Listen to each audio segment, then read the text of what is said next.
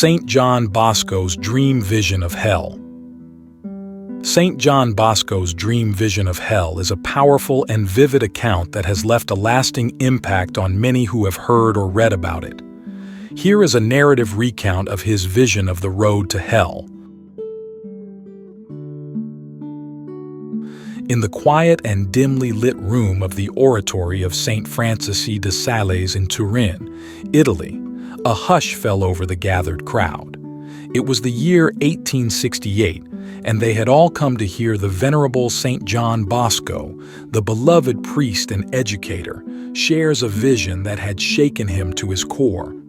His audience, a mix of young boys and adults, sat in rapt attention as the saint began to speak.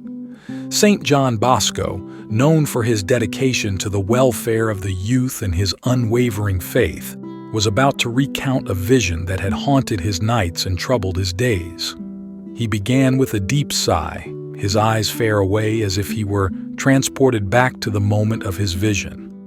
"At that moment, I had been feeling a profound unease," he began, his voice quivering with emotion. "I was resting in bed when I had an apparition tell me to get up and follow him. Night after night, God granted me a vision that I must share with you all today. I found myself standing on a vast and desolate plain. There was a road before me, narrow and treacherous, winding through an abyss of darkness. The path was plagued with thorns and traps, symbolizing the trials and tribulations that one encounters in life. The room seemed to grow colder as the audience hung on every word." St. John Bosco continued, "The sides of this perilous road were lined with insidious traps and temptations. Vicious, menacing creatures lurked in the shadows, representing the demons that entice us towards sin and self-destruction. It was a path filled with the allure of worldly pleasures and the false promises of indulgence." As he spoke, his eyes filled with tears and his voice quivered. "My dear children, the journey was fraught with danger, but I wasn't alone. Angels, radiant and benevolent, guided me and urged me forward. Their presence was a reminder that God's grace is ever present, helping us to navigate life's hardships and resist temptation." He described how those who strayed from the path were ensnared by the creatures and dragged into the abyss, their cries of despair echoing in the darkness.